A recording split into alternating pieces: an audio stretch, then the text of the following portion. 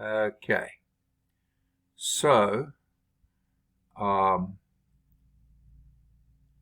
I'll do is go with the whiteboard, and let me get these taskbars out of the way because they interfere with the whiteboard. What I see of it, you don't see them probably, but I do. And let me get the taskbar for the whiteboard out of the way. Okay, and I'll even get us moved over some. Okay, and move the whiteboard over some. All this is to get set up so we can get the maximum whiteboard possible. Okay, now, can you see the whiteboard from where you are? I mean, from on the board, right? Yes. Okay, Yes. good. All right, then you said on page 213. 213, got it. Which one? Or one? Number 7. Okay, let's do. And 25. And 25. Okay, we'll do it. Okay, 25 is on page 214, right? Yeah. Okay. Correct. So let me do number 7 first. Okay. So this is page 213. Mm-hmm. I can't remember if I told this class why I figured out I'm so bad at writing on this screen. Did I tell y'all? No, sir. Okay. Here's why. I have to hold down the left button on my pad, you know, whatever you call this, control pad, whatever. And then I have to use my finger on the other hand to write with. Well, I'm left-handed, but I can't hold down the button with my right hand and then write with the left because my arms are crossed, and it's really awkward. So I have to hold down with my left finger and then write with my right finger, and since I'm left-handed, I'm not used to writing with my right hand, and it's really, really awkward. So no wonder I've been having these problems with it. Sorry about that. That was absolutely of no consequence whatsoever. If you see anybody else trying to get in, please let me know because, oops, there's one. I can't see who it is now. iPhone. Okay? Y'all remember who iPhone is? Is that Devin Burdell? Yes. Is it? Okay. All right. Good. Welcome. All right. We're doing problem. Is there somebody else? 5. 1, 2, 3. Okay. Okay. I have a feeling someone's microphone's on that you don't, because there's a lot of static in the background. Okay. Here we go. Page 213. This is problem set.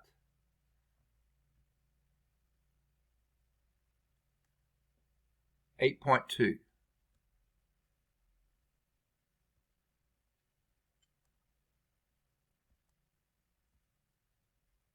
Okay, and this is number, was it 7?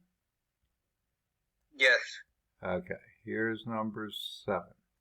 All right, an electric golf cart develops 1.25 kilowatts of power. Okay, they sort of just told you the power is equal to 1.25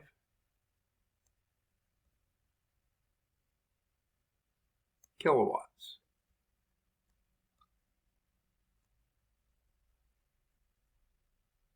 All right.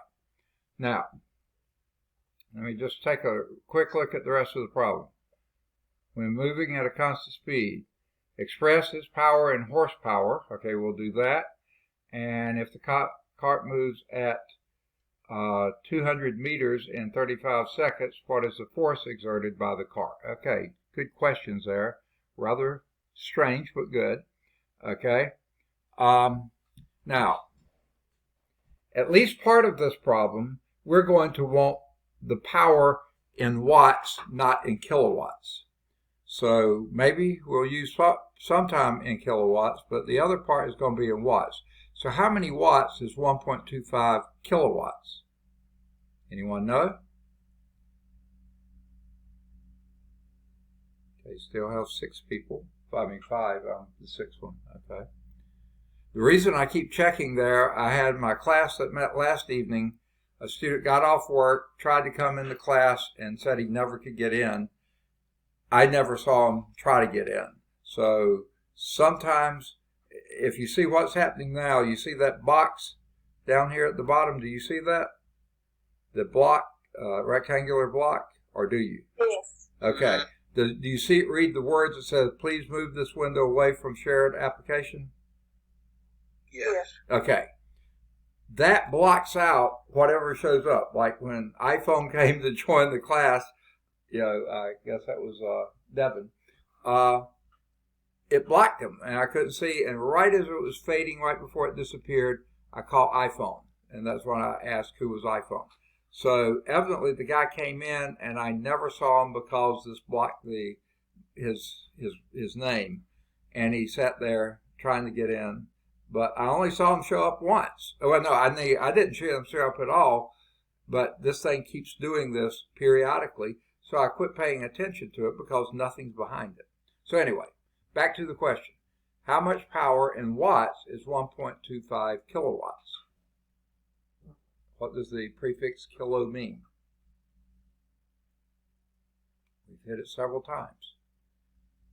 1,000. 1,000. So this would be 1,250 watts. Okay? What you do is, instead of the decimal here, you put a comma and then add enough zeros for that to make sense. 1.25 thousand watts or kilowatts is 1,250 watts. Okay. Now that was just because I know later on we'll probably need that. While moving at a constant speed. Now why do we say constant speed? Because there is no acceleration. If there's a constant speed, if there's no acceleration, there's no net force. So we'll be using that later in the problem. Okay. The A part of this, express its power in horsepower. So basically we need a conversion, okay, between kilowatts or watts, one or the other, and horsepower. And if you flick back a couple of pages, okay, nope, that's not it. All right. I'm trying to see where they show that. I don't see that it's in the text part here, though I thought it was. Okay. Let me make sure they haven't hidden it somewhere here.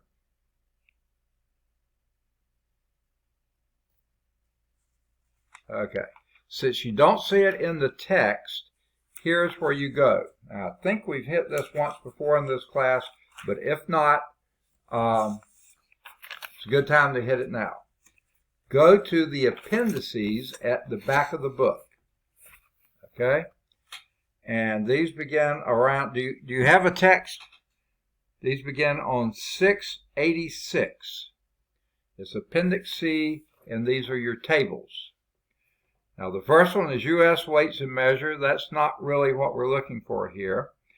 Table 2 is conversion table for length. This isn't dealing with length. Table 3, conversion table for area. We're not dealing with area. Table 4, conversion table for volume. Not dealing with volume.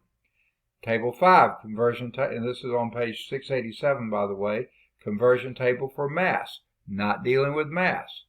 Table 6, conversion table for density. Not dealing with density. Turn to page 688, conversion table for time. Not dealing with time. Table 8, conversion table for speed. Not dealing with speed. Table 9, conversion table for force. Not dealing for force. Whoa! Here at the bottom of the page, 688 is table 10, conversion table for power. Okay, now, if you look at this, it says 1. And what we're looking for is horsepower. It's equal to, we got BTUs per hour, we don't have that one. Foot-pounds per second, we know that one. That's not it. Horsepower, yeah, 1 horsepower is 1 horsepower. That's pretty obvious. Here we go. Kilowatts, okay? 1 horsepower is 0.746 kilowatts. So therefore, we can take this, the 1.25, 1.25, since they gave us that one, kilowatts. Like I said, I think there's only one place you need the other. Kilowatts. And multiply that by its conversion factor. And that's always going to be a blank blank. And you're going to be equaling some blank number of horsepower. That's what the question is asking for. How many horsepower are in 1.25 kilowatts? Now, what are these two blanks for? The first blank is for the numbers that are in your conversion factor. Okay? The second blank is for the units. Always put the units in their place. Okay? So here we got 2 units, kilowatts and horsepower. One of these units goes on top, one goes on the bottom. Which goes where? Anybody? You're converting from kilowatts to horsepower. Which unit goes where? One goes on top, one goes on bottom. Help me out, somebody. Make a guess. Your answer is either kilowatts or horsepower. One goes on top, one goes on bottom. Please tell me. Anybody?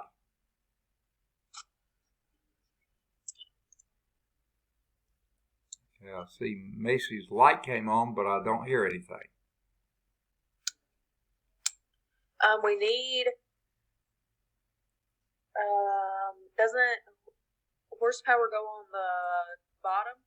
No, look at this. The top? If you put it on top, that's right where it is on this side of the equal sign. It's on top. There's nothing underneath it. If you put kilowatts down here, then on this side, this kilowatt cancels that kilowatt. So always put it so it cancels out the one you're going from and becomes the one you're going to, but you have to know where they end up with. Horsepower is on top. So from this, we need to match the numbers with the units. And what I just said, 1 horsepower, so that's going to be a 1 here, okay, is equal to 0.746 kilowatts. I'm going to write the 0 in front, just 0.746. I think this is in the book somewhere because I remember talking about it, but I can't see it easily, so I know it's in the back here. So what do we do with this? We take numerators and divide them by denominators. So I'm going to pick up my handy dandy cell phone here and log in. Get to my calculator, and 1.25, you got the answer already? Divided by 0.746, whoops, 0.746 equal, what did you get? I got 1.675. That's what I got, okay? Only that's too many digits. We have 3 digits here, 3 digits here, so we only need 3. So let's write down the first one. 1.68. 68, you got it. Okay, 1.68. Because you look at the first 3, the 1.6, the 7, you look to the right of the 7, it's a 5, that's 5 or more, so therefore you round the 7 up to an 8. 1.68 horsepower.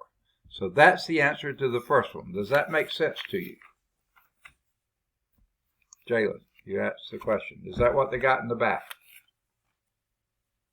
It had 1.68. Yeah. 1.68 horsepower. That's just the answer to the A part. Did you want the B part too? Okay. If the cart travels 200 meters in 35.0 seconds, what force is exerted by the cart? So, in addition to power, and now we've got it in terms of horsepower, okay? If the cart travels 200 meters, now I think so far this is still counting the displacement in S, so that's going to be our S. S is equal to 200 meters, wasn't it? I can't walk and chew bubble gum at the same time, so I can't write this and look at 200 meters in 35 seconds. Okay. So that's 200 meters with that second zero being significant, if I'm remembering right. Okay? In 35 seconds. So that's your time. Time is equal to 35 seconds. Which number are we on? It's number 7 on page 213, section 8.2. Okay? I believe that's 35 seconds, if my memory's right, 35.0 seconds. The reason they put that in there is so you can continue to have your 3 significant digits. Yep, 35.0 there. What force is exerted? Force? We haven't done force for a chapter or two here, have we? So this is what we're looking for, the force. This is the unknown.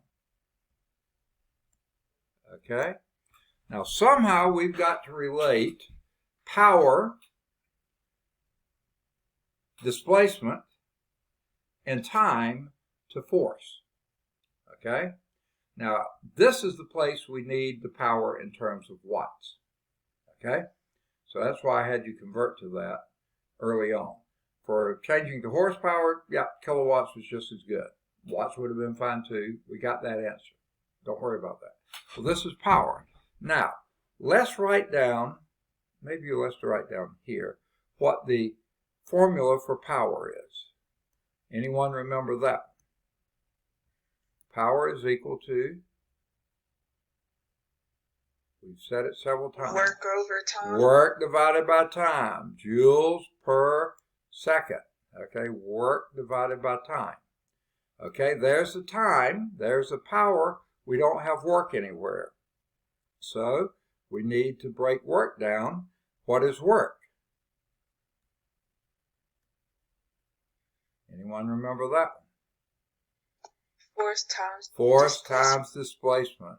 F times S. Now that's only if they're going in the same direction. But let's read this problem again. Electric golf cart travels or develops 1.25 kilowatts of power while moving in a constant speed. So it's not accelerating, okay? If it travels 200 meters in 35 seconds, we're going to have to assume that the power is the force is in the same direction of the displacement. And I think that is true because the wheels push on the road, constant speed, level ground, we're going to assume that. So this is force times displacement over time. Okay, here we've got them all covered. There's your power, there's your force that we're looking for, there's the displacement that was given, and there's the time that was given. So since we're looking for force, let's isolate the force. So how can we do that? We don't like this. Times force by both sides. Okay, multiply both sides by time. I hope that's what you said. I was talking, so I broke you up. So multiply both sides by time. That gets rid of the time that's messing with the force. Then we're also going to have to divide by displacement. Both sides by displacement. And that gets rid of the S over here. If I could wipe it out, there it goes. And that gives you, so here's the formula. You don't have to memorize this one. Only one you need to know is power is work divided by time, and then what is work? Force times displacement. So force is equal to power in watts, that's why we needed this, times time in seconds divided by displacement in meters. And that's what we've got. So now it's plug and chug. Your power, we want it in watts now, not in kilowatts. So that's why I had you go to 1,250 watts. What is a watt? Well, watt is watt. It's a joule per second, but a joule is a Newton meter per second, and then per second. So this would be a Newton meter per second. That's what power is, watt is. Newton meter per second, a joule per second. Okay, we're going to multiply that then by the time, which is 35.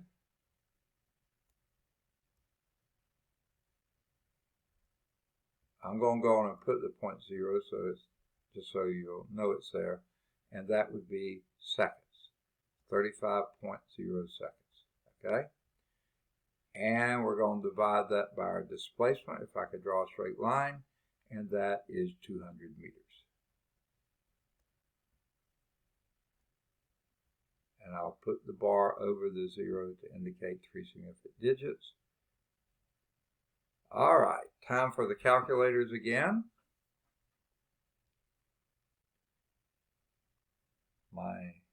Okay, you were on the right page. Okay, 1,200, oh, well, let's deal with the units first. Goodness gracious, I can't believe y'all let me get away with this, okay? The unit is second, not T. I don't know what T stands for, but it's not the unit. Unit is Newton meter. Now I can't get my pen back. There we go. Newton meter per second. Okay? Well, here, this per second cancels out that second. This meter in the numerator cancels out this meter in the numerator of the denominator. Those cancel out. And we're left with newtons, which is exactly the unit we want for force. So now we take our calculators and put 1,250. You need all 4 digits there. That last 0 is just not significant. Divide it, or I'm sorry, change that, times 35. You could put 0.0. Calculator doesn't care about it. You need to care about the significant digits. Then divide that by 200. That's the meters. And what do you have? Anyone get an answer? 218.75. Okay. Now, there's too many digits. We only need 3. So we write 219. You got it. 219. And what was the only unit left? Newton. And that's exactly what we measure force in. Named after Sir Isaac. Okay? Is that the answer they had in the back of the book? For the B part.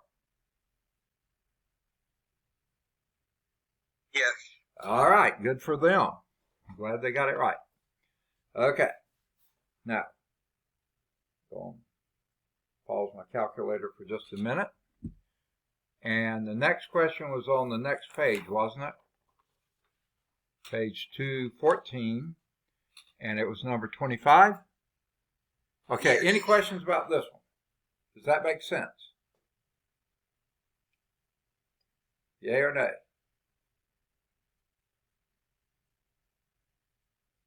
Okay. No questions. Can I go on and clear the screen?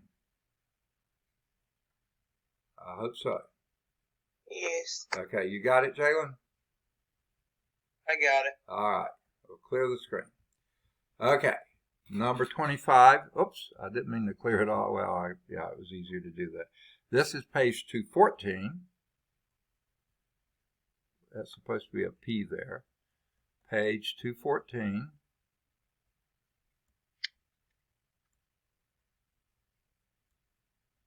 And this is 8.2 problems.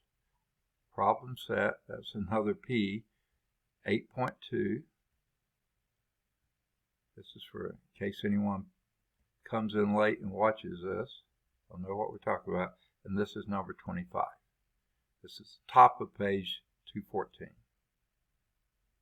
That was the one you were asking about, right?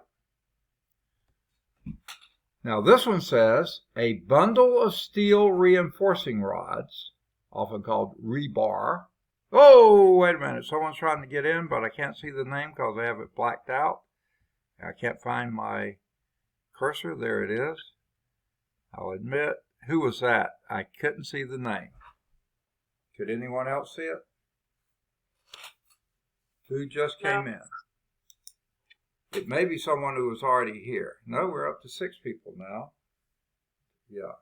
Someone just came in. Who was it? They blacked out your name so I couldn't see it. Devin Verdell. Okay, now I already had you, didn't I? Let me see. I can go to participants, see who it is now. Got Jalen, Devin. Now, Devin, were you earlier iPhone? Or was someone else iPhone? Okay. That was you too. Okay, well then, yeah.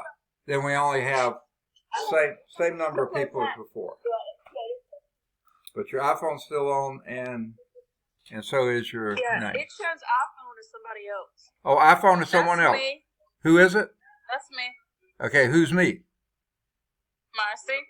Marcy. Wait. Yes. Let me see.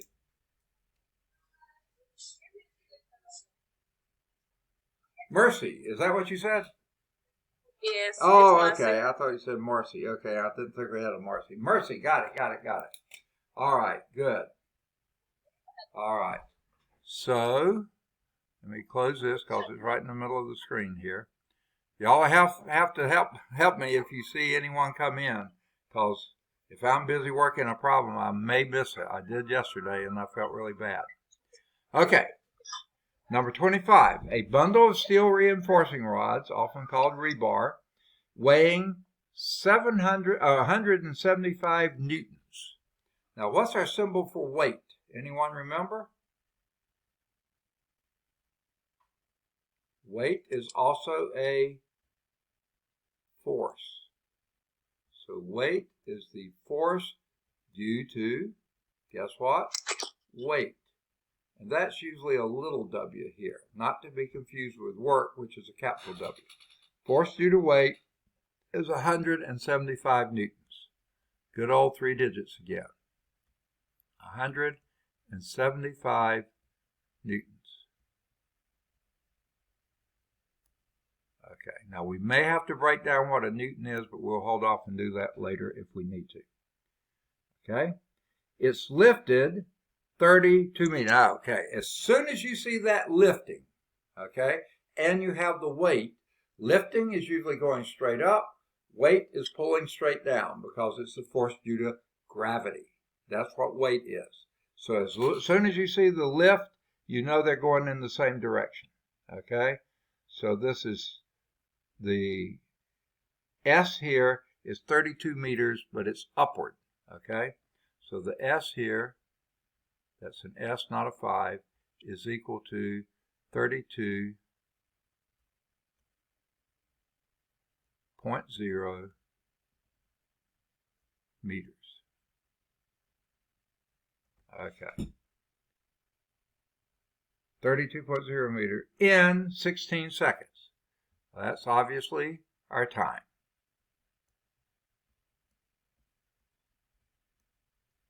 16.0 seconds. Okay. What power in kilowatts?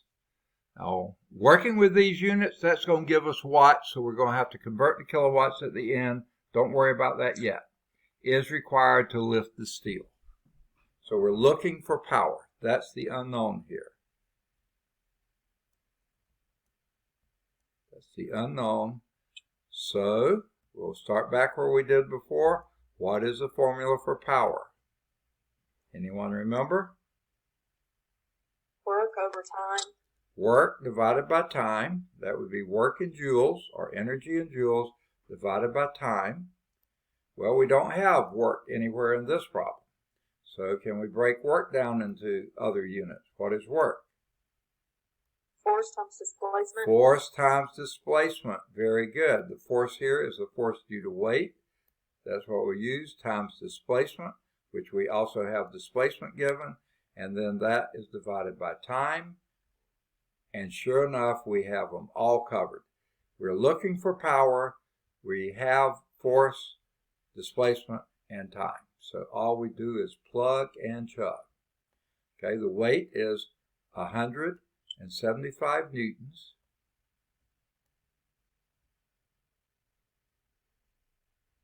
Okay, and we can leave it in newtons, I think, times displacement in 32.0 meters.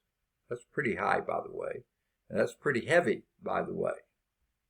Okay, and all that's divided by 16.0 seconds.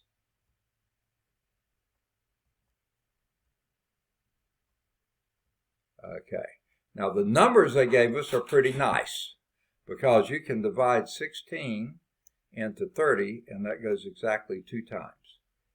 Now really you need 2.00 because you need 3 significant digits, but that's beside the point sort of here. We're going to come back in and get those later. And then all you do is double 175, and that I believe is 350. Is that not right? That's right. And the 50 is also, that 0 is significant. And what units? Newton meters, that's a joule, per second is a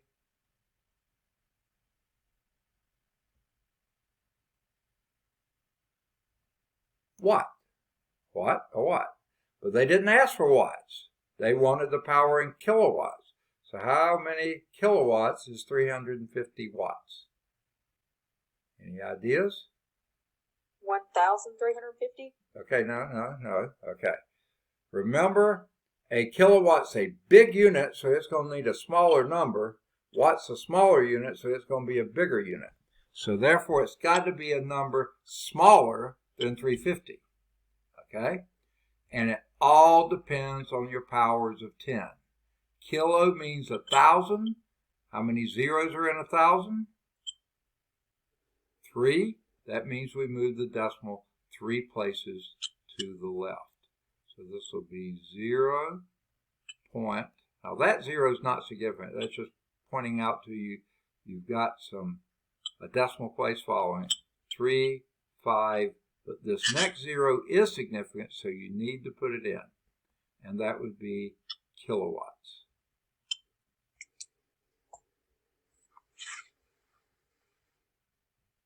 Oh, goodness, that's ugly. All right, 0.35. Now think of it this way. A kilowatt is 1,000 watts. Okay? You got only 350 watts. You have a fraction of that 1,000. And this is your fraction, 0.350 kilowatts. Does that make sense? I have a question. Sure. Can you go back over what made you cancel out the 32 meters and the 16 seconds? I was just being lazy. I didn't want to use my calculator.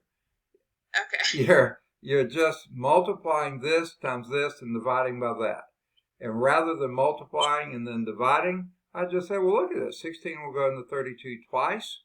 Then 2 times 175 is 350. Okay? I think Macy was punching in the calculator and she got the same answer, didn't you? I did. Okay. So, yeah, it works. I was just being lazy, but yeah, I could have picked up my calculator.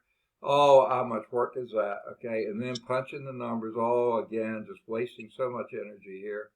Have to log in first and then do the calculator. And then you could do 175 times 32 divided by 16 equal, and you get the same answer. Okay? So, I was just being lazy, so I didn't have to do all that punching of the numbers. Notice how violent we Southerners are. We punch the numbers. A lot of places they press the numbers or click on the numbers. Okay, we're pretty violent. We punch them. Okay. All right. Does that answer your question, Jalen? Is that what they had in the back? Yes, sir. All right. Good deal. Does that make sense? Totally. I understand it now. I don't know what was throwing me off in the beginning. All right. But Good. Keep asking until you understand. That's the key. Okay? Good deal. Now, any other questions before we get moving today? All right. Today we're in section 8.3, energy, and chapter 8, work and energy. So we're in the second part of that, the energy part. And we're on page 215, near the bottom of the page, and we're introducing now, we had talked about two different types of energy. Gravitational potential energy, they call it just E sub P, energy potential, but this is just gravitational potential energy, mgh. The reason I say gravitational, that G stands for acceleration due to gravity. This is mg is the force with which your weight with which the gravity is pulling you downward, and h is how far it pulls you, or how far above that zero reference line you are. Okay, so that's gravitational potential energy. We did a problem with that, example 1. Now we're at the bottom of page 215, and now we're talking about kinetic energy, the energy of motion that has velocity involved. If anything is moving, it has to have velocity. If it's just depends on position, it's more than likely sitting still, okay? Doesn't have to be moving. So this one is the energy of motion, and that formula, can I go on and erase the slide here? Okay? All right, I'm going to erase it. I can't hear an answer. Here's the formula for kinetic energy. And since it's kinetic energy, and kinetic means moving, remember? Kinetic friction was moving friction, sliding friction. So E sub K, the energy due to kinetic motion, and remember if it's moving, it's got to have a velocity. Now just have to remember this. It's preceded by 1/2, okay? I'll explain a little bit of that in a minute. 1/2 the mass times the velocity or speed squared. Now the reason I say velocity or speed, because once you square it, that's multiplying it by itself, and velocity is a vector, but when you multiply a vector by itself, in the type of multiplication we're doing here called the dot product, which you don't need to know this, but it's what we're doing, you wind up with a scalar quantity. Well, the scalar quantity for velocity is speed, so you can either call it velocity or speed because it's a scalar quantity. Well, energy and work are scalar quantities, so that makes sense. Now, to explain why the 1/2 is here, in physics, most of the time, if your main variable, in this case velocity, is raised to the second power, you're going to have a 2 in the denominator of your coefficient. Okay? Now, I'll explain it to you why that's true. You don't have to understand a word of what I'm saying, but that's your integration constant, okay? Because you're dealing with calculus here. You don't have to know calculus, but that's why most of the time if the variable is raised to the second power, you have a 2 in the denominator of your coefficient. Just remember that. There are a few exceptions to that, but I don't think we're going to hit them here. So there is your formula for kinetic energy. Let's look at the units, okay? And let's deal with SI units, the metric units. What's the unit for mass in the SI unit? This is the only one with a metric prefix. Mass is measured in kilograms. Velocity, what would that be in the SI units? Velocity is distance over time, so that would be meters divided by seconds. but you're squaring that. So that would be a meter squared per second squared. Okay? Kilogram is just kilogram. 1/2 has no units. That's just an integration constant. Okay? So therefore, there are your units. Kilogram, meter squared per second squared. What is that also? Our good old joule. Joules measure work. Joules measure potential energy. Joules measure gravitational potential energy. Joules measure kinetic energy. Every form of energy is measured in joules in the SI units. Okay? So that's joule. Okay. Now, if you were doing U.S. customary, we don't usually deal with mass in that, so you'd do something else. But if you did, it would be slug, feet squared per second squared, and that would be foot-pounds, okay? Because a slug foot per second squared would be a pound, and multiply that by feet, a foot-pound, okay? But don't sweat that yet. All right. Now,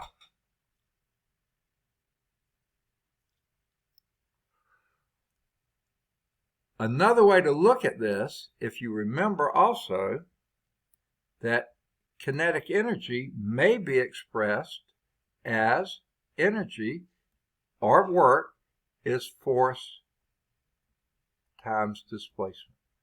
Now, I don't know why they put that at the top of the next page, but I'm sorry, I shouldn't have put it here. I should put it up here. This can also be expressed as your force times your displacement. If that force is, let me erase it down here. I was putting it in the wrong place. Okay. Excuse me. I'm sorry. I was working outside all this weekend, and it was a little on the dry side, so there were lots of dust. There was lots of dealing with grass clippings, so they were getting sprayed around everywhere. Straw was getting chopped up and sprayed around everywhere. So I'm sort of congested, and it's hard to breathe, so every now and then I just have to get some water to loosen things up.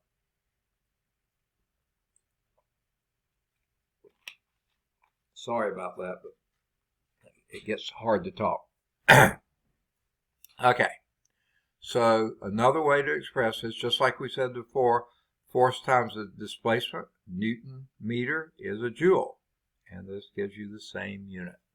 Okay, now what I was getting at there, if that force moving over that distance is only increasing the velocity, that is what's giving it that energy. Okay? If that force over that distance is lifting it, no, that's changing potential energy. But if the force times the distance is only speeding it up or slowing it down, then this is a legitimate formula as well. Now, here's why they changed that. Their favorite of all time problems with this is the pile driver. Now, let me see if that's on the slide here. No, not quite, but close. We're going to be getting to it in the next one. So we'll hold off on that for a bit. Okay. Let's see if this just closes it. Yes, it does. Okay. So here's example 2. A pile driver with a mass of 10,000 kilograms.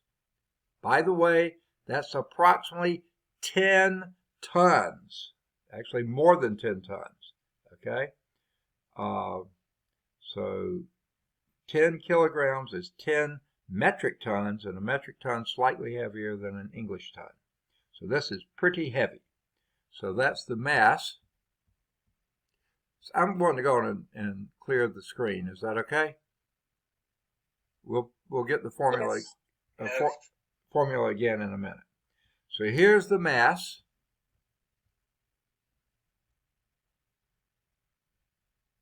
And that mass is 10,000 kilograms. That's a lot of mass. 10,000 kilograms.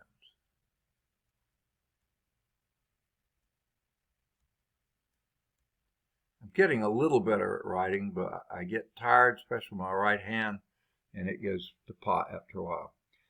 A pile driver with a mass of 10,000 kilograms strikes a pile with a velocity of, no, that's sort of, I would say strikes with a velocity of 10 meters per second, a pile, okay? It sounds like the pile has a velocity of 10 meters per second. It doesn't. It's a pile driver. In fact, I'd say pile driver with a velocity of 10 meters per second and a mass of 10,000 kilograms strikes a pile. Okay. So the velocity here, V, is equal to 10.0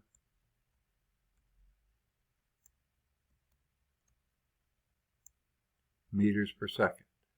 I hope anyway. I wasn't paying attention to my units. I should. I just happen to think this middle or the second zero is the one that's significant. Okay, the hundredth one. Okay, that's significant.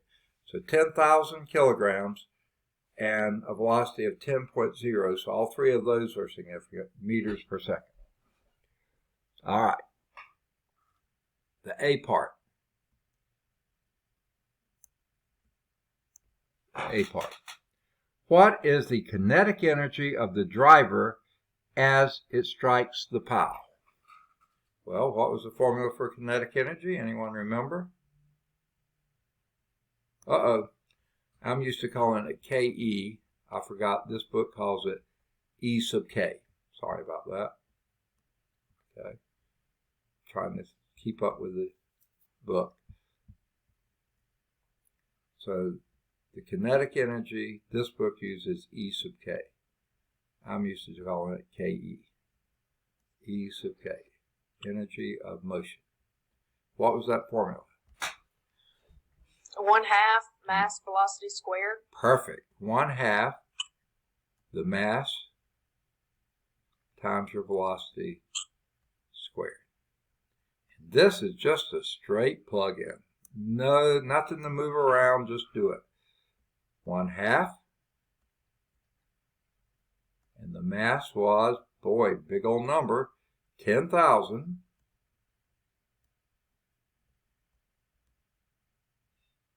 Just bragging about how much better my writing was getting, and it still looks pretty bad.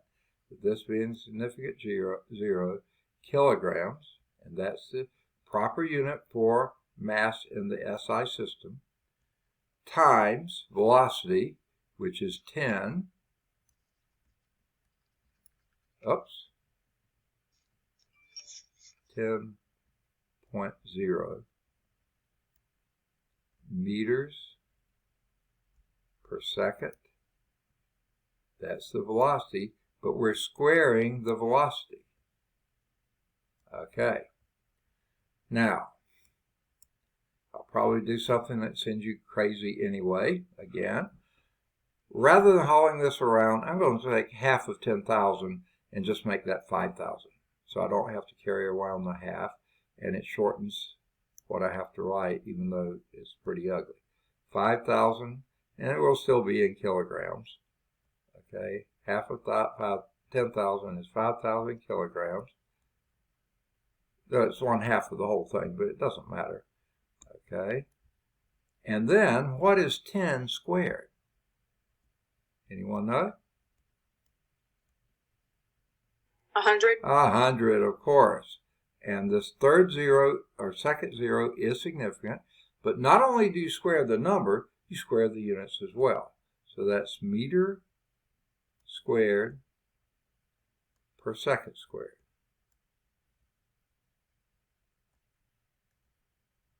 Okay?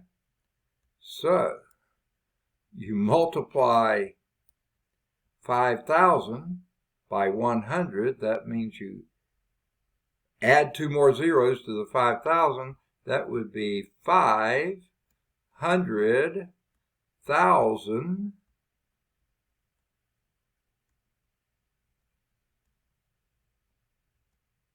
can get all the zeros done. And what units? Kilograms. Meter squared per second squared. I don't want to write all that, so what's the shorter name for it? Woman's best friend. A joule. Hey, joule, of course. Okay. So 500,000 joules.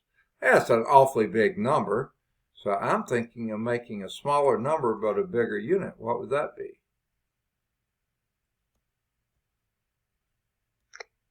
500.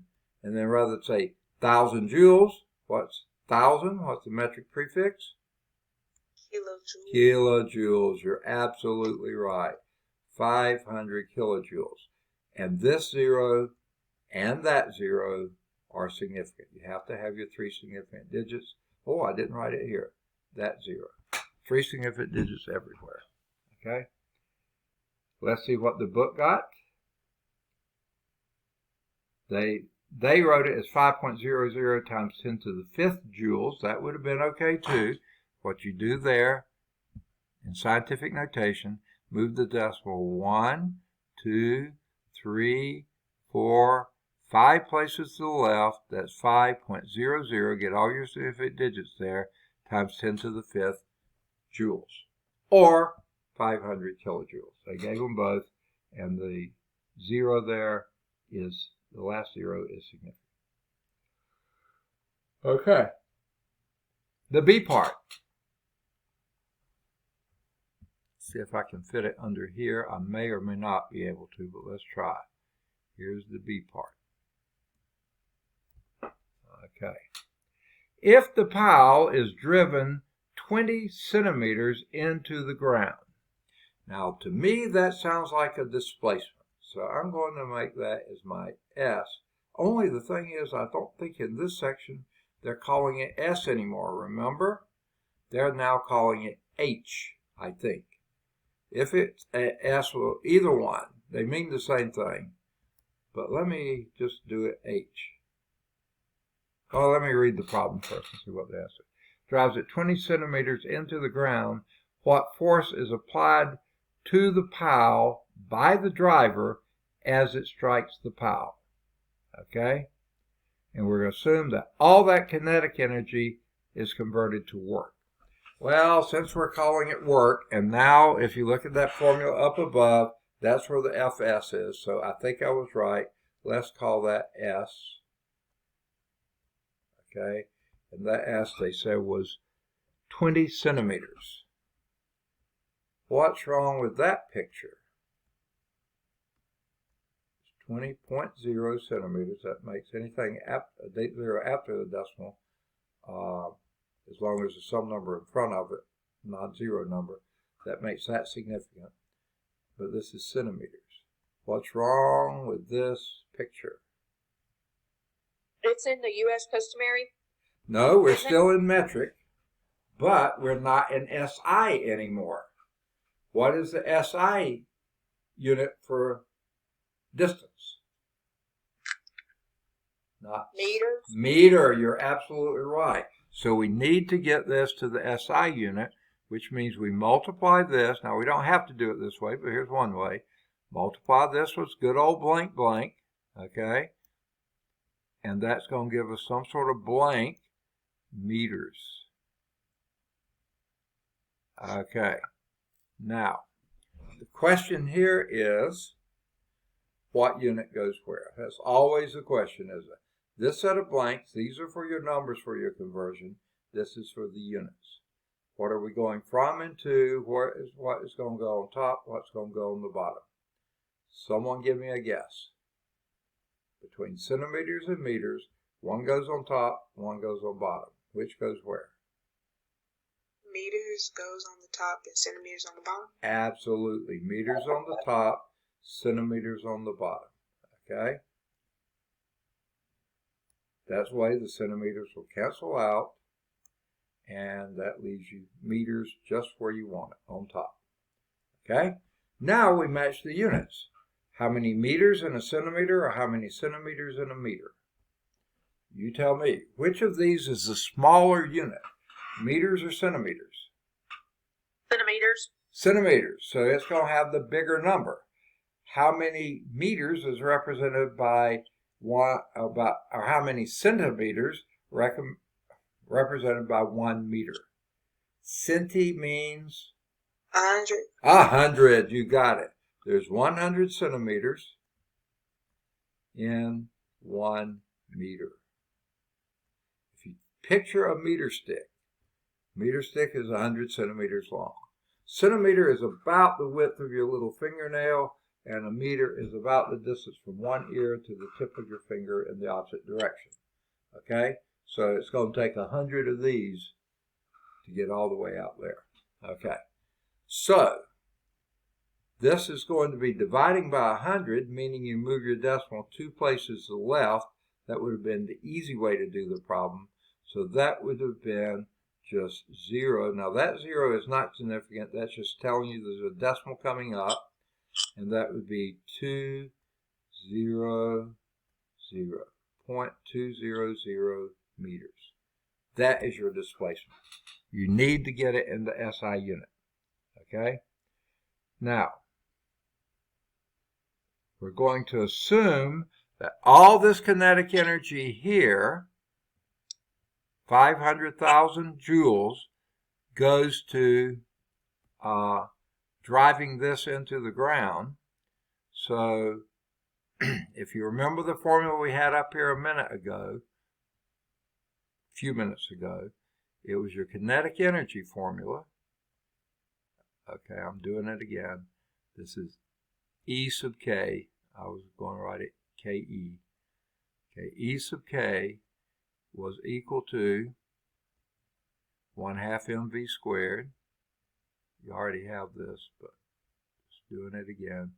1/2 mv squared.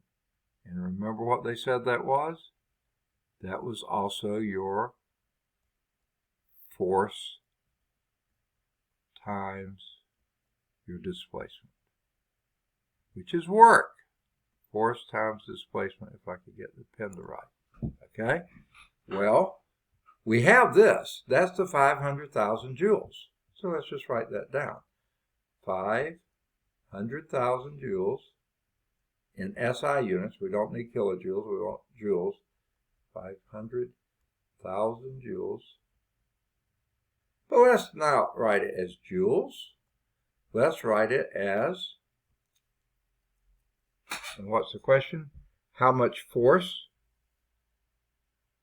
Yeah, what force? That's what we're looking for. This is the unknown here.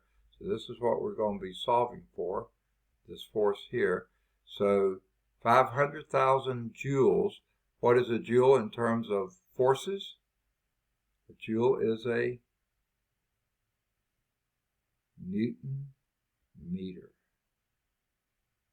Okay, 500,000 Newton meters or joules of energy, kinetic energy, is equal to F, that we don't know yet, that's what we're looking for, times 0.020, that's ugly, 0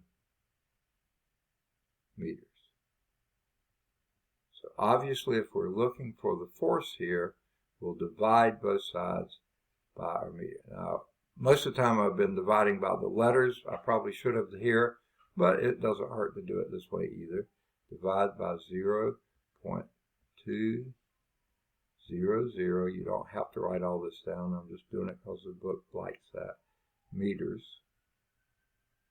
And this all cancels out here. But you divide both sides by that. So you also divide this by 0.200 meters. And of course you see the meters cancel out. That's why I wanted to change joules to Newton meters. And when I divide this, if you want to use your calculator to do so, if you still have it on your screen, leave it there, 500,000. I don't know if you still do or not. I have to get my screen back. Okay, get the calculator back. and that would be 500,000, 500,000, divided by 0.2. You don't have to put all those extra zeros there. If you wanted to, you could. You hit equal. Whoa! How much force is needed? 2,500,000. That's it. 2,500,000 newtons. So the force required here is, now I think they'll probably write it in scientific notation. So that would be 2.5, but you need the 3 significant digits, so put that extra 0 in there. 2.50 times 10 to the 6, because million would be 10 to the 6. And that would be newtons. Now, I've never seen them do this, but you could. That could be written because a million newtons is a meganewton. I've never seen them use that term, but you could say 2.50, and the mega, you use a capital M. Capital M, capital N. And here we have, Mika is here. Good deal. Okay, let me get Mika. So, folks, we're up to, of the people who have been here. Now, I don't remember, is this the class that someone asked me last time when payments were due? I can't remember if that was this class or not. Let me tell you this. I haven't seen anything on that yet, but I haven't caught up on my emails. But I do know this one. They asked us sometime recently, I think it was yesterday, to submit the names of any no-shows. Now, what that is people who paid for the course but never attended the course. Okay? So they did ask for that. So usually not too long after that, then they start saying, okay, so all these people that are in your course now should be paid. So if anyone was asking about that, please know that you need to probably take care of the payments a little on the sooner side, as in maybe this week or next week. Haven't seen that formally stated yet, but I would say that isn't a very bad idea, okay? Because usually it's a short time after they ask for no-shows and they get those straightened out, then they go through and start purging the people who haven't paid. So you probably have a week or so, but I can't swear to it, okay? But of the people who have attended the course, period, every one of you are here. Way to go. Valencia Bell, who I used to call the name every time, never has shown, but then too, she didn't pay. But if you remember, I was calling the name of a Christopher Nicholas Nees, N-E-A-S.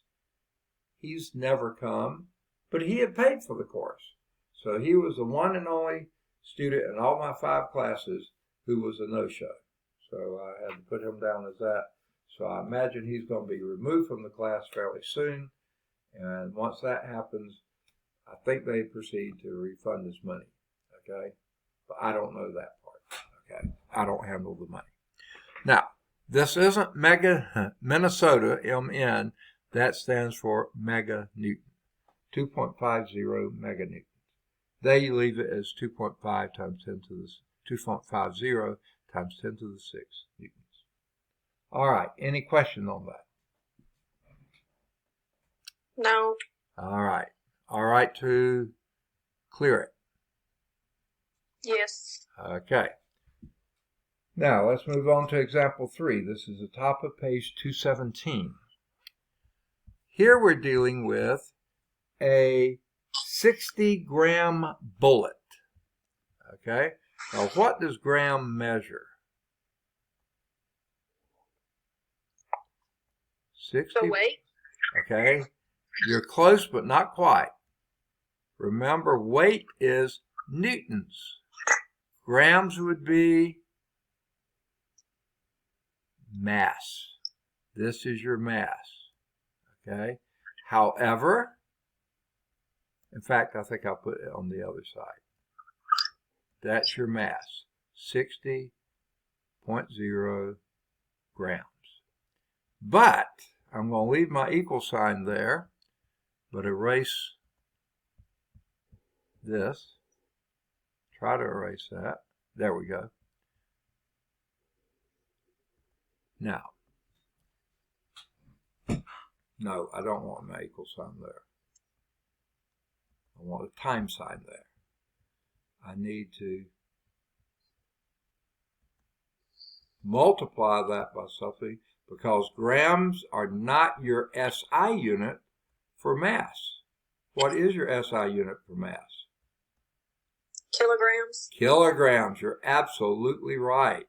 Okay? So we're going to have to convert those grams to kilograms. Okay? Now, you don't have to do it using the conversion table, but I thought I would just for the practice of it. If you know the answer, tell me. How many kilograms are 60 grams? 0.06. Excellent. Okay, so you don't need it at all. It's 0.060. You need that. In fact, you need 2 zeros after that 6 because the end zeros after a decimal are significant. These two right here are not significant. So it's 0.0600 kilograms. What you did there is move the decimal 3 places to the left. You only had 2, so you put another 0 there. And your decimal wound up right there, so you could put another 0 in front just to say, hey, there's a decimal after me, right there.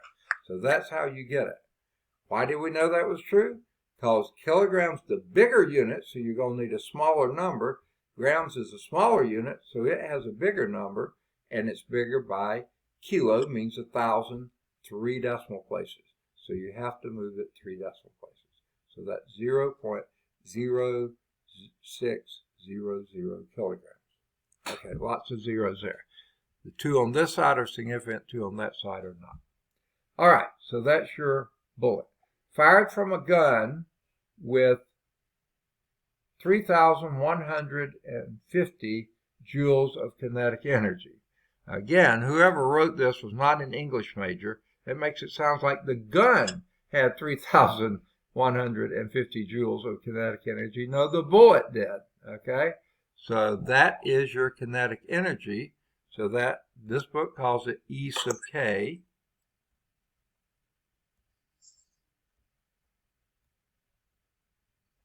And that's equal to 3,150 joules. 3,150 joules. Now, all 3 of those digits are significant because they're not zeros. This one's not significant because it doesn't have a bar over it. And this would be joules. Now, my guess is we're probably going to have to get that joules in its basic units, but we'll worry about that in a minute. Okay? Find its velocity. So that's what we're looking for. V is the unknown here. All right. So I think what we're going to have to do is go to the biggest formula.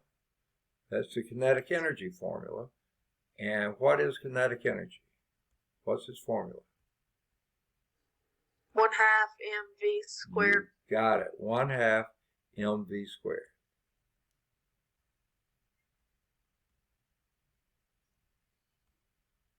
Okay. Now,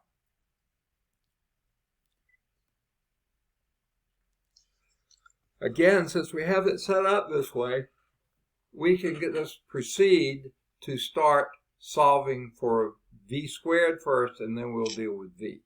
Okay?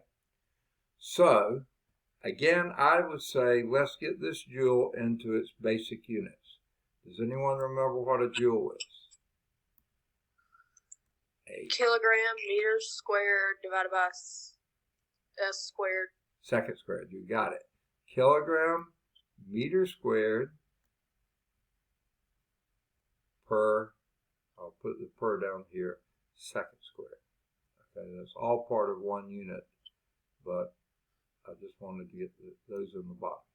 Okay, so what we're going to do here, we're wanting to solve for v. That's what we're looking for. Okay, so the first thing we're going to do is multiply both sides by 2 to get rid of that get rid of that denominator. So this will be 2 times that. Okay, so let's get that done. And here the 2's divide away to be 1. Okay, and 2 times 3,150 would be 6,300. And that would still be kilograms, meters squared per second squared. Okay, now that's equal to your mass times velocity squared. We know the mass is 0.0600 kilograms. See why we needed it in kilograms? So the units would match up. Grams would not work well here. So, oh yeah, and that's times v squared. Okay, so if we divide the both sides by 0.0600 kilograms,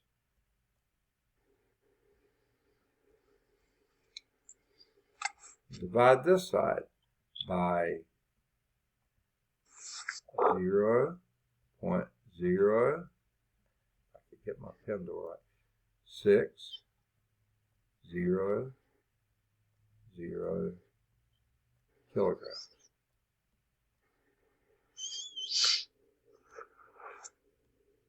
Okay. Now let's first take care of the units. These kilograms, cancel those kilograms out. Everything here cancels everything up here except for the v squared out. Okay? So what we wind up with, and I'm going to swap sides of the equation and write v squared is equal to something. And if you want to punch it in on your calculator, you can do that. It's not something I'll do in my head, not this one. Okay? And that was 6,300. I hope I did that math right. Divided by 0.06 equal, and that gives me 105,000. 105,000. Big number. And that would be, you've canceled out the units, so you're left with meters squared per second squared, which is a weird seeming unit. But what do you got to do here? This is v squared. We want to know what v is. How do you undo a square? Square root. Take a square root it. So v is equal to, and that number I have on my calculator now, wherever it is right there, I'm just going to take it and take the square root of it.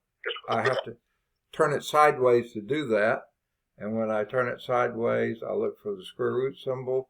That's the one right over, where's my finger? There it is. Right there, I think there's a square root symbol. Somewhere in there, I can't read it. There it is. Square root of x. And that is, someone give me what you get as an answer. 324. 324. Now there's your 3 digits right there. Look to the right of that, and by the way, your decimal's right there. To the right of that is a 0. So leave it there, don't even mess with the decimal. But when you take the square root of the number, you also take the square root of the units, so that gives you meters per second, which is a fantastic unit for velocity. 324 meters per second. That bullet is moving fast. 324 meters would be more than it's going to be awfully close to 3.5 football fields in length in a single second. That bullet is moving, okay? Because 300 meters is more than 300 yards, and 24 meters is, of course, more than 24 yards, more than 25 yards. So that would be between probably 325 and 350 yards per second, somewhere in that range. That would be pretty close to 3.5 football fields in a single second, okay? It's moving. All right. And let's see what they got.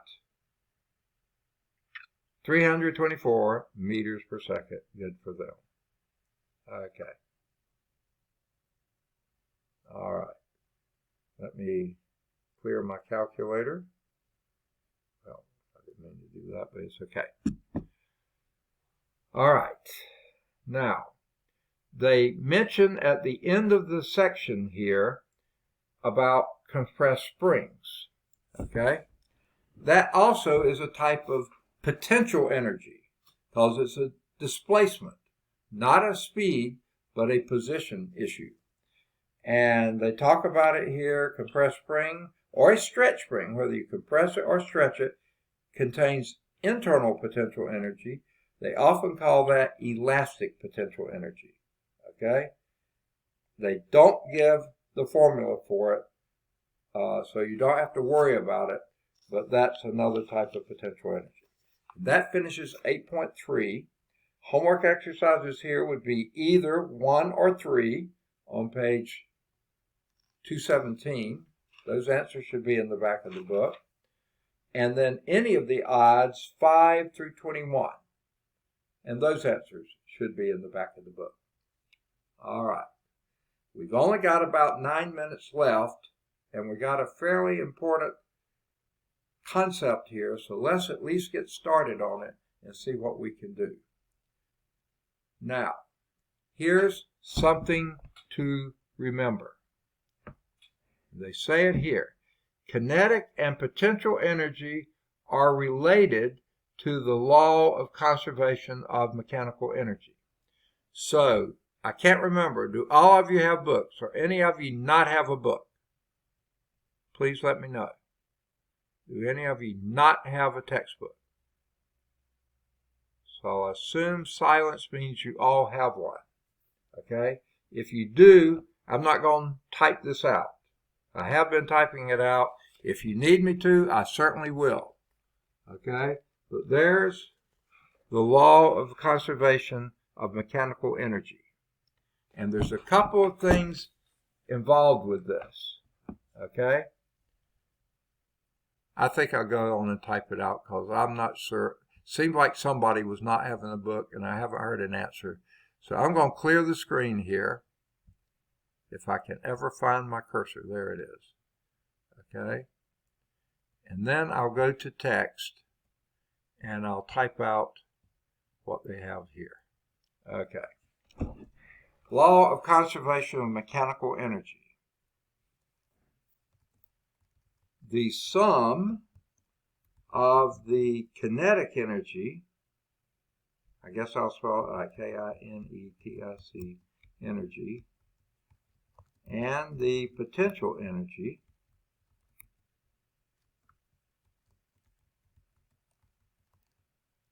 in a system is constant if no resistant forces do work. Okay, I think someone just came into class. May have been someone who was here. Is that Mika coming back in? All right, I already have you there. So evidently she got booted. Okay. Well, I thought I had typed in the word work, but evidently I didn't. If no resistant forces do work.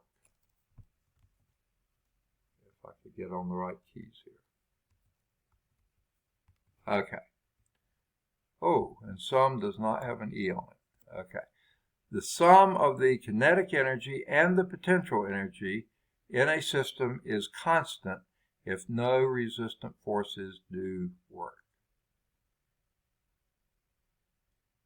That's the law of conservation of mechanical energy. Now, here's one reason I wanted to type it out. E sub k plus E sub p equals E sub m, mechanical energy. So they don't have this in the book, I don't think, but I want to give it to you.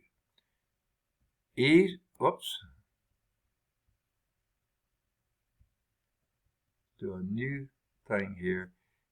This book uses E sub k. Now I can't do a subscript, so that means kinetic energy, plus E sub p, that is your potential energy. I can't do a subscript, so I just write a little one, is equal to E sub m, and they don't even use this in the book. That means mechanical energy. The sum of the potential and kinetic energy is mechanical energy. That's what I wanted to communicate, okay? And I was using this as a basis for that. Okay, now, it's the law of conservation of mechanical energy. Remember, they're pile drivers. They love their pile drivers, okay? Now, let's see if they do have this on the screen share. Okay. Yes, here it is. All right, let's go from current slide. Okay, this is going to wipe out my time, so you'll have to let me know if I start running out of time. Okay? Now, here's the deal, folks. This is your pile driver. The operator in here and your crane here cranks and cranks and cranks and lifts this pile driver. Remember, really massive pile driver. Lifts it way up here. Well, actually, they lift it way up here. They have to keep it inside the tube. And then, at the right moment, they release it and let it free fall, and then it goes down here and drives the pile into the ground. That's why they call it a pile driver. The column there keeps it in line, doesn't let it deviate. And this is a cylindrical column, keeps it inside there. They have it well lubricated so you don't have any friction there, or minimize the friction. Okay, now, I, for one, cannot read what that says. That's an H, okay? That is your height, that you lifted the pile driver above the top of the pile, okay? Now, at the top, you have maximum potential energy, absolutely no kinetic energy. Why? Because it's not moving. You're holding it there at the top, motionless, okay? No kinetic energy because it has no velocity. So that means all the energy it has is potential energy, the energy of position. And that formula, if you remember, was m, the mass of the pile driver, times g, the acceleration due to gravity, times h, how high you had it lifted over the zero reference plane, which is the top of the pile. So there is your initial condition, okay? All of the mechanical energy is potential energy. There is no kinetic energy. But then when you release this, when the guy here trips the switch, it freely falls, then this picks up speed and keeps picking up speed until it hits the top of the pile. At that point, right when it hits, you're at zero potential energy because your H has gone to zero here. So you have all kinetic energy, 1/2 mv squared. So the velocity here at the bottom, when it hits the pile, that determines your kinetic energy, and that's all your mechanical energy of the system is now kinetic energy. Why this keeps going out on me. So at the top, all your mechanical energy is potential energy. At the bottom, all your mechanical energy is kinetic energy. So mgh at the top, with that as your h, is equal to 1/2 mv squared at the bottom. And that leads us to our next formula. Okay? So I think I have to go back to, let me just make sure. Yeah, okay. Here it is at the bottom. All the mechanical energy is now kinetic energy. None of it is potential energy because it's just hit the POW, and that was your zero reference level for your H. So therefore, the potential energy goes to zero. All your energy is now kinetic. Now, that's a different issue. So let's go back to our whiteboard. And we have 1 minute left. And here is what you get on the whiteboard. Remember we said I'll go on and type it in again. Okay? And then I'll work it out for you. Okay? We said that all the potential energy at the top, mgh, is equal to kinetic energy at the bottom. 1/2, I'm going to put 0.5 because I can't type a half on it. Well, I guess I could. Let's do it this way. 1 divided by 2, that's 1/2 m, well, we don't see a space there, v squared. Well, I can't do a squared, so I'll do a caret 2. Okay, 1/2 mv squared. Well, notice what this formula shows. Okay, going to shrink this up a little bit. And let's go back to the draw mode. And notice here, you could divide out the m from both sides. It doesn't matter the mass of that pile driver. Same mass at the top as the mass in the kinetic energy at the bottom. You can divide it out. Okay? Now, what you can also do is multiply both sides by 2. So that's going to wipe out this and have 2gh. And then all you have to do is take the square root of v. And that will give you v is equal to the square root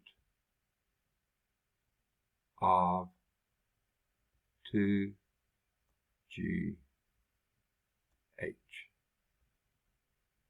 And that's the formula you see at the bottom of page 219. Velocity at the bottom is equal to the square root of twice the acceleration due to gravity times the height that that pile driver fell. Okay? And that's what we'll use to do example 1, top of page 220 next time, because we just went a minute over. Sorry about that. But guess what? I'll not charge you any extra for that extra minute. Homework exercises here. You barely have enough to do. I think well, we didn't do example 1, so hang off the homework exercises. We'll do that next time. Okay? So we'll finish 8.4 next time. Alternative energy sources won't take us very long, and then we'll move on to chapter 12. So I'll also get ready for you your chapter 8 test, and I'll put it out there on Blackboard probably after class on Thursday. Okay? Any questions? I don't think so. So we didn't have a test. Say that one more time. About posting test on Monday. I know you said you were going to post a test Monday, so we did not have. I noticed you did not post that test. Okay. So right. Okay. Okay. We finished chapter 5, right? I did post chapter 5 test, didn't I? Yes. Yes. Okay. When? Yeah. I was searching for it yesterday. Okay. We're not finished with chapter 8, so I'm not going to post the test until we finish with it. Okay? Because I don't want to be frustrated. Say again? The chapter 5 test is posted in the messages. Yes. Okay. Yes. I'll do that. Yeah. Chapter 5 test is posted under messages. Okay. Was that the question? I can't hear well. Okay. Okay. And we'll move on from there. We'll finish chapter 8, I promise you, next time. And then I'll post the test after we finish class. And that'll be Thursday night. Okay? And then we'll move on into chapter 12, I think is the next one. Okay? We sort of need to get a move on because we got a bit more to do. And this term, they've shortened it just a tad. Every time I look at the schedule, they shortened it a little bit more. So normally it When goes. is the last day? I don't remember now, but it's now sometime in July. I think originally grades were due on August the 3rd or 4th, and now they've moved that to make grades due sometime in July. So they've cut us out approximately a week.